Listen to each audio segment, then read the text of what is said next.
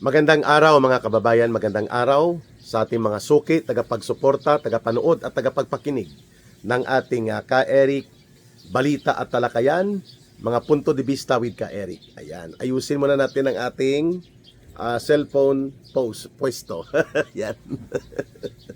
Bago na naman ang view sa likod ni Ka-Eric, ano? May mga munting halaman, ha? Mga kababayan, na-miss ko po kayo, no? Medyo busy si Ka-Eric, no? Nakarang araw. Kaya nagkaroon tayo ng mga schedule. Tapos nag-travel po tayo.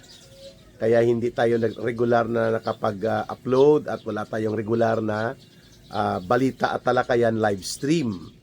Pero ngayon, magbibigay muna tayo ng paunang updates, no?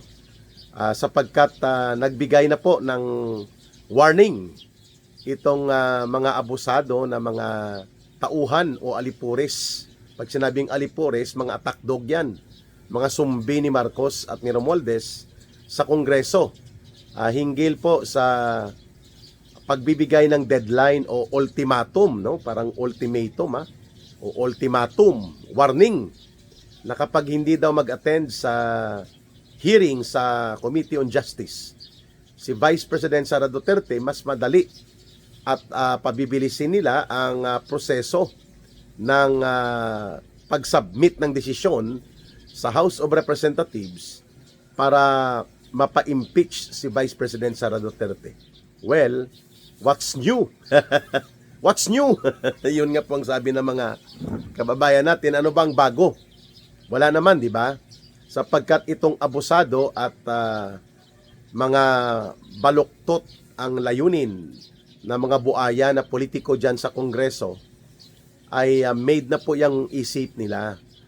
Mag-attend man o hindi mag-attend dyan si Vice President Sara Duterte na sumagot sa mga di umano, mga aligasyon laban sa kanya na binaluktot lang naman yan at planado na, ipapa-impeach pa rin nila yan. Sigurado tayo. They only need 108 signatures. Kapag nakuha po ang 108 signatures sa House of Representatives, at yan po ay mukhang sigurado naman dahil sa lakas sa group pa lang ni Martin Tambaluslos na kaalyado at gamit din niya ni Marcos, 101 ang kanilang miyembro. E di ibig sabihin po, 7 o 8 na lang kulang nila, okay na sila. Bagamat nagpahayag na unang pahayag ang National Unity Party or NUP, partido yan na kontrolado o nilalango yan ni super bilyonaryo Enrique Razon, sila Ronnie Puno at sila Reginald Velasco, yung dating Secretary General ng House of Representatives, ay makukuha pa rin. Sa estimate natin ang 108 signatures. Dito pa lang sa grupo ni Martin Tambaluslos, sa mga hilaw na mga komunista, 3 yata yan ang Akbayan Group dyan, ang mga tarantadong alipores ni Hontiveros, na kaalyado ni Marcos, then 3 din ang mga komunista, so 6 na. So kayang-kaya nilang kunin. Kaya sa tingin ko po mga kababayan, marapat lamang at tama ang desisyon ni Vice President Sara Duterte na wag nang mag-attend diyan sa Sarsuela at Lutong Macau na House of Justice Committee of the House of Representatives Committee on Justice or Committee on Justice nila. Sapagkat ipapahiya lang po nila si Vice President Sara Duterte. Hindi nila layunin na mapakinggan ang katotohanan o maging objective at maging patas. Ang layunin nila dyan ay ipahiya si Vice President Sara Duterte, ipagdiinan nila ang kanilang black propaganda operations at ang pangbabastos kay Vice President Sara Duterte. Sapagkat hindi po dyan pwede makapag-assist ang mga lawyers o makapagsalita, no? Pwede sila mag-attend, pero hindi sila pwede makipag-confer at magbigay ng legal assistance and advice while the hearing sa Committee on Justice is ongoing. So useless. Kailangan ni Vice President Sara Duterte dyan ng legal assistance. Bagamat abogado siya, Kailangan po niya yan dahil karapatan niya yan. So sa Committee on Justice, hindi po yan papayagan nila na makapagsalita o makapagdepensa dyan ang mga abogado ni Vice President Sara Duterte. Well, what's the use of making yourself become an easy target for ambush? No? Gagamitin nila yan si Vice President Sara Duterte para i-ambush nila dyan sa House of Representatives. At ipapahiya nila sapagkat they have already secured the numbers for signatories para sa kanilang gagawin. Inaantay lang nila itong timing. Kasi next week po, mag-start na ang Holy Week break. Magsisimula po ito sa I think March 18 or 19, mga kababayan. At babalik sila regular sa kanilang session sa last week of May or first week of June. So, pwede po magkaroon ng transmittal o ipapaakyat nila ng House of Representatives na ito ang impeachment complaints or articles of impeachment nila sa Senate. And then the ball will now be in the hands of the Senate. Mukhang ang trial magsisimula niyan siguro mga unang linggo ng May. Pwedeng ipatawag ng trial. Yan ang tinitingnan nating mga kalendaryo ng linyahan nila. Pero ang purpose nila dito, number one, bagamat malabo makukuha kaagad ngayon ang 16 solid votes ng senators sa Senate, kasi ang magta-trial niyan Senado, at mukhang 7 lang ang sigurado nilang makukuha dyan. Ang tinitingnan ng mga taong bayan ngayon, well, this is already an assumption na ito ang boboto para ipakonvict si Sara Duterte dahil ito ang mga nag-aakto na mga special agents ni Marcos at ni Romualdez sa Senado based on perception ng taong bayan, ng mga mamamayan, batay sa ginagawa nila mga actions at mga hakbang sa Senado. Number 1 dyan si Tuta Soto. Tuta Soto. Tuta ni Marcos at Romualdez Attack dog, no? Hindi siya tinitingnan na Senate President, kundi attack dog ni Marcos at Romualdez. So magpapakonvict yan kay Sara Duterte most likely. Si Ping Lacson. Si Boy Black Ribbon Committee na ngayon ang tawag sa kanya kasi madilim ang inaharap ng taong bayan sa kanyang komitiba na supposedly oversight against corruption and abuse and plunder sa gobyerno. Wala. Tagapagtabon, tagapagtakip. So si Tuta Soto, si Ping Lacson, ang magkapatid na Tulpo, 4. So 4 na. Si Ontiveros, 5. Si Pangilinan, 6. So si Bam Aquino, ano pa yan? Timpla-timpla pa. So the rest dyan, hindi sigurado. Ang magkapatid na Camille at Mark Villar, posibleng mag-abstain daw yan dahil sa kanilang pinagmulang political connections sa mga Duterte.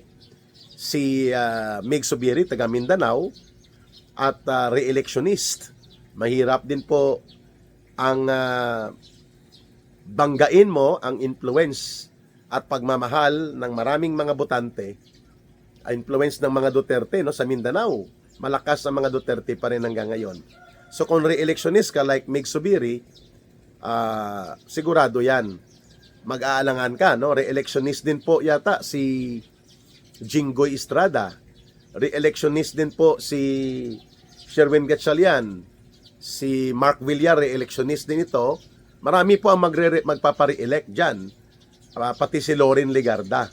So sa Mindanao alone, pwede kang markahan talaga ng mga mamamayan na ito mga aso to na mga tagapagtahol at tagapag-atake ni Marcos at Romualdez para pagtakpan ang kabulukan ng gobyerno, kaya si Sara Duterte ang inatake nila.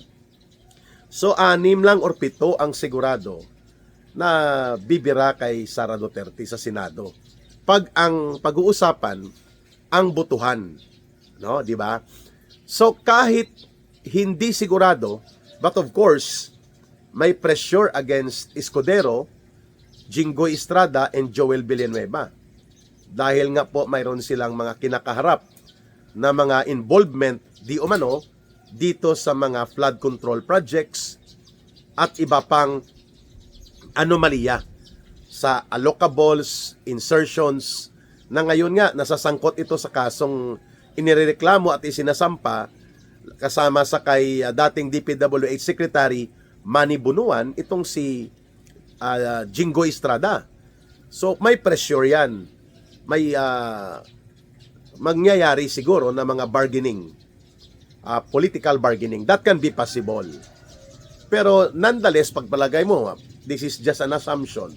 Makukuha nila si Jinggoy, si Cheese, saka si Joel Villanueva, 10 lang. Pero hindi nila sigurado ang 16. Pero I doubt na magpapapressure sila Jinggoy, Cheese Escudero at Joel Villanueva na alam nila na kaya namang iunat ang kaso, and then pagkatapos sa kapangyarihan ni Marcos at Romualdez na sigurado namang matatapos ito 2 years and a half the most, kapag nag-survive ang gobyerno ni Marcos hanggang 2028, pwede naman pong mag-iba ang political temperament hinggil sa takbo ng kaso na kinakaharap nila Senator Joel Villanueva, Senator Cheese Escudero, and Senator Jingo Estrada. Di po ba? Pwedeng gano'n naman ang political calculation. Pero bakit pa rin itinutulak nila Marcos at Romualdez na ipagpapatuloy itong binaluktot at puno ng pang-aabuso na impeachment operations nila laban kay Vice President Sara Duterte? Kasi kung gustuhin ni Marcos at nila Romualdez, kung totoong sila ay para sa unity and stability ng bansa, itigil nila ito. Ipatigil nila kasi kontrolado nila ang House of Representatives. Kontrolado din nilang Senado. Pagdating po sa silent majority, may 15 sila eh. Pero pagdating sa botohan, ibang usapan yun. Di po ba? Ibang usapan yun kung ipapakonvict ang Sara Duterte pagdating po dyan sa tinatawag nating usapin ng vote of conviction against the Vice President.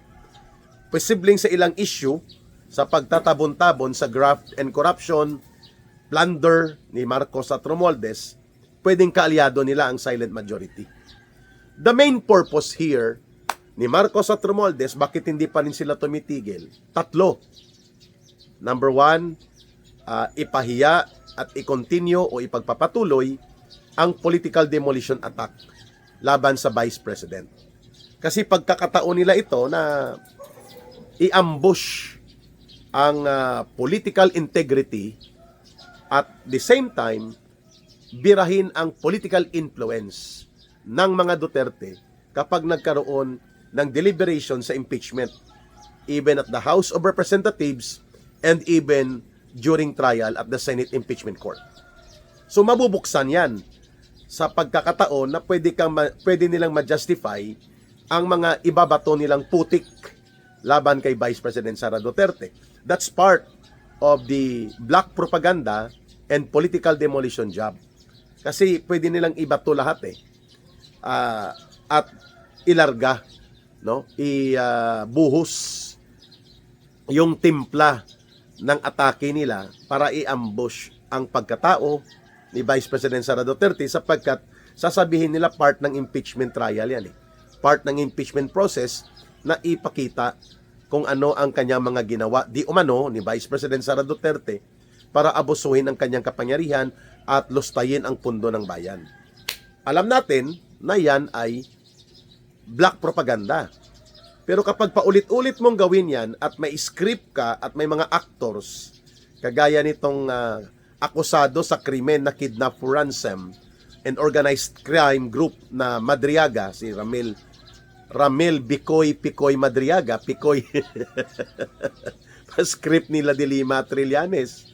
Kagaya po nitong mga ilulunsad daw nila na mga ebidensya laban kay Vice President Sara Duterte, paulit-ulit na mga atake na ginawa na nila noong budget hearing noong 2024-2025, ulitin lang nila ito. No? That's the tactics.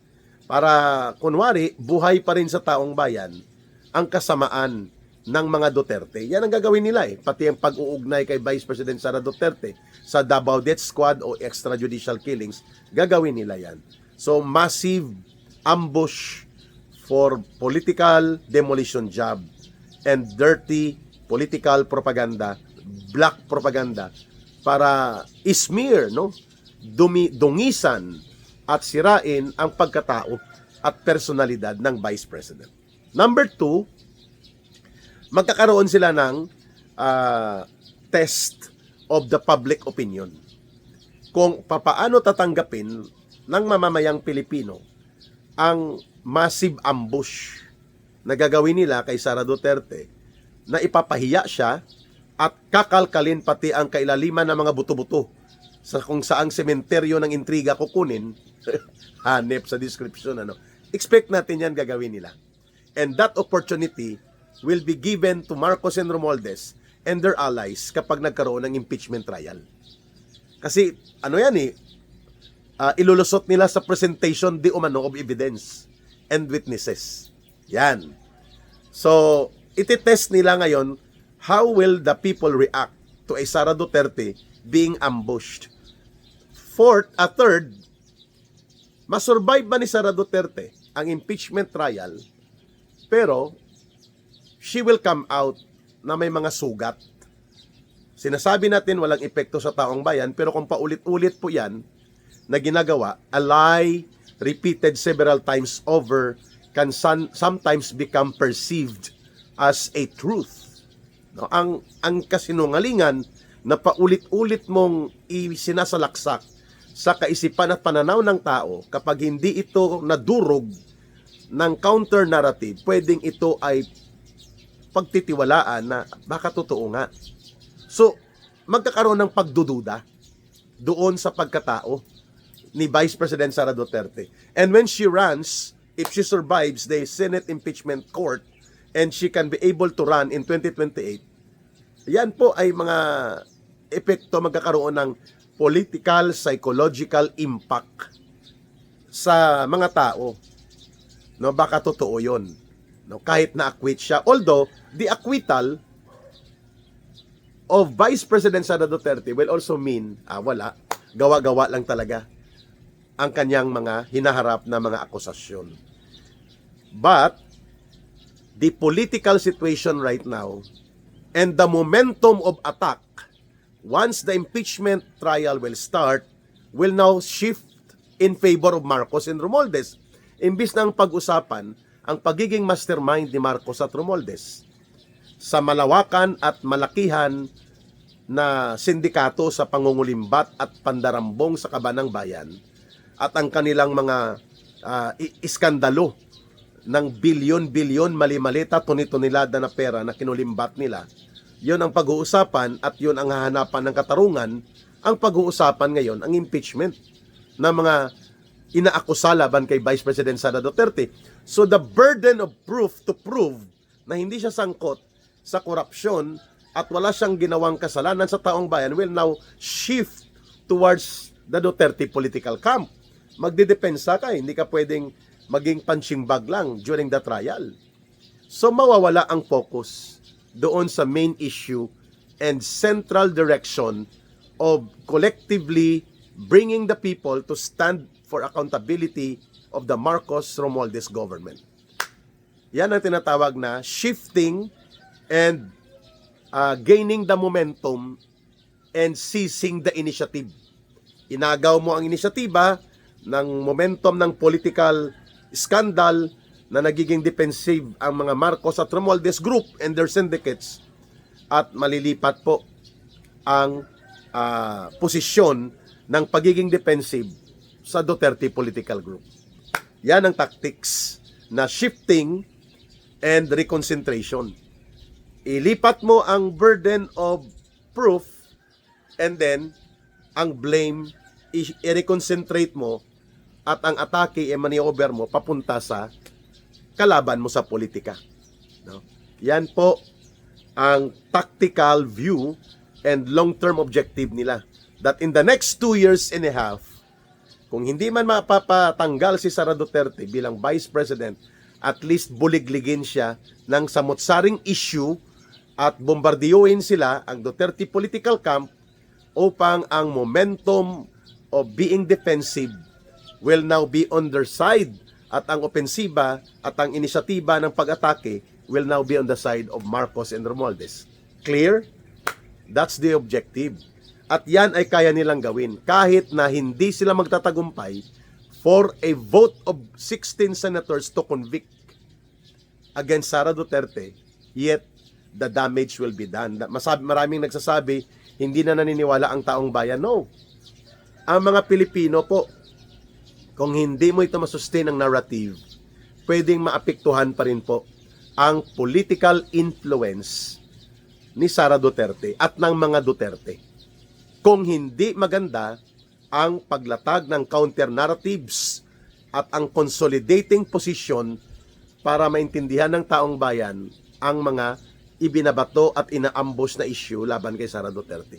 Kailangan maayos ang pagdepensa niyan. No, ang Marigris Piatos madaling ibenta kasi maraming hindi nakakaintindi na normal at ginagamit talaga ang alias at mga code pagdating po sa confidential and intelligence-related expenditures. Allowed yan. Hindi po mali yan. Even si Marcos gumagamit yan. At ang iba pang mga may intelligence fund and may confidential fund ng mga agencies of government. Well, bantayan natin mga kababayan kung saan ito patungo kasi mukhang this week tatapusin nila until Friday or Thursday kasi Friday usually wala ng session para i-transmit na nila before magkaroon ng Holy Week break, mga kababayan. Pero syempre, kapag hawak mo ang katotohanan at malalim din po ang pag-ugat mo sa pagmamahal ng mamamayan in which is the Duterte brand of leadership, mahirap din tibagin yan.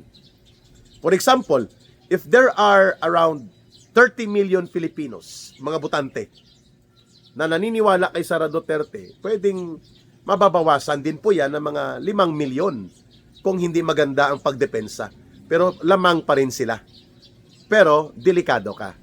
Kung hindi mo, milyon pa rin po ang pwedeng maapektuhan sa pagkakaroon ng political, psychological operations to demolish and destroy the political influence and political base of the Duterte, which is the long-term and tactical goal of this binaluktot na impeachment operations nila Marcos at nila Romualdez. Now you know it. Why they are investing so much on this last-ditch effort para mapatanggal o mawasak o maparalisa at tuluyang malumpo ang pampolitikang impluensya ng mga Duterte. Yan po ang konteksto kung bakit itinutulak ang isang impeachment operations. Kasi pagdating ng 2027, mahirap na nilang gawin yan. It will be now an electoral positioning. At Sara Duterte will become stronger. Kung maganda ang kanyang pagkakaroon ng depensa at pagtindig sa gitna nitong mga pang-aambush at pang-demolish laban sa kanya. Mga kababayan, abangan po ninyo ang susunod pang video talakayan at ng ating mga balita at talakayan with Ka Eric. At maraming salamat sa inyong pagsubaybay, pagsuporta, pag-promote at pag-like at pag-share ng videos natin. The more viewers and subscribers we have, ay lalo pong lumalago at tumatatag ang ating channel na Ka Eric Celis YouTube channel. At ganon din po ang ating Ka Eric Jeff Celis Facebook account. 142,000 followers and many more and almost 89,000 subscribers po for our Ka Eric Celis YouTube channel. At huwag niyong kalimutan, subaybayan niyo rin po kami at suportahan ni Ma'am Lorraine sa ating programang Bigwas ng Agila. Sa gustong tumulong at sumuporta po sa ating Ka Eric Celis Advocacy Center, Bangon Sambayanan People's Movement, ang gamit po nating GCash and support line 0916-308-7710. 0916-308-7710. Rohilda Celis, kay Langging po, and then we will coordinate and we will consolidate your support. Ayos! Mahalin po natin ang bansang Pilipinas, walang ibang magmamahal nito kundi tayo ring mga Pilipino. Para sa Diyos at sa Pilipinas nating mahal. May God bless everyone, and may Allah will be with those who are Muslim brothers and sisters. Bye for now. Maraming salamat muli. Ito po si Ka Eric.